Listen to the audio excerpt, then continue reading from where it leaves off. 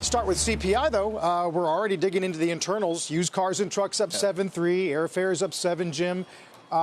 Areas that are truly transitory or not? Look, I think that when you take a look at Ford, for instance, where you have used cars, used trucks, David, that are actually like going through new prices because you can't get them. That's a semiconductor issue, but it's also a bit of a steel issue. Steel prices just keep going higher, and people think that Cleveland Cliffs is a meme stock. You kidding me? Cleveland Cliffs is a money machine, sells at 5 times earnings. So I think that there's what's in a car, whether it be aluminum, whether it be any of the chemicals, plastics, they're all a combination of transitory and also bottleneck issues. I think that the Fed has to hope that the bottlenecks go away because those can go away. And that will make it seem like it's not so bad. The bottlenecks, a lot of them are still from the wipeout of Uri, the plastics. Yes, and the ports just continue to be delayed, and containers, and we hear, but it's a real problem. No, it is a real problem. It is. There's not enough containers. There's not enough truckers. There are not enough people. Okay, but why is that transitory?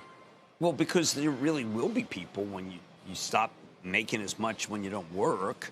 And also there's kind of a mismatch of people where people who know that they are able to be in such demand that they command a level that is just not realistic so that your business can't run.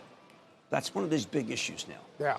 This was actually the topic of a J.P. Morgan note earlier in the week. You know, relative to other G4 countries, the U.S. policy in COVID was to let labor flexibility happen, and people got laid off in ways they didn't get laid off in Europe. Right. But we might win on the back end with productivity, better job matching, even though we have to scramble to churn and reposition. Right. I mean, look, a lot of people went on disability. You used to talk about disability all the time, David, as a real issue. It was. Can I ask you to resurrect that? You know, it's not just about the core rate, by the way. We are watching food prices. Starbucks, Jim, we talked about Chipotle's price increase yesterday. Now Starbucks talking about shortages of some syrups and some cups. The cups are amazing. It's just like everybody seemed to have underestimated how much demand there really is, except for Boeing, which has get an order for 100 planes. They still have a lot of planes left. There's the Starbucks thing. I mean, they're running out of stuff in their stores. They don't have they cake switched pops, to paper. cup stoppers, mocha flavoring, as Carl said. That's just transitory also. They still got the triple venti cappuccino with skim wet. Is that a demand issue, or is that back to what we're talking about? It's the also, they cited labor issues at their suppliers as well. Yes, they're caught. Only PepsiCo has come through this so far without a lot of problems. Now, they have some problems, but not a lot. I keep going back to that Campbell's quarter where everything went wrong, right? Everything went wrong. People didn't want pantry stocking anymore, but the prices went up for everything. It was just it was a parade of horribles. Yes, Campbell's down a lot yesterday, the stock itself. Well, I mean, the CEO there is very good. It's a 9-month low there for a moment. Isn't that something? Yeah. So on the data then, Jim, why are the pits yawning on this? I think that people are really buying into what Powell's saying. And by the way, when you go over that actual unemployment number on Friday, those numbers say that people aren't making much more.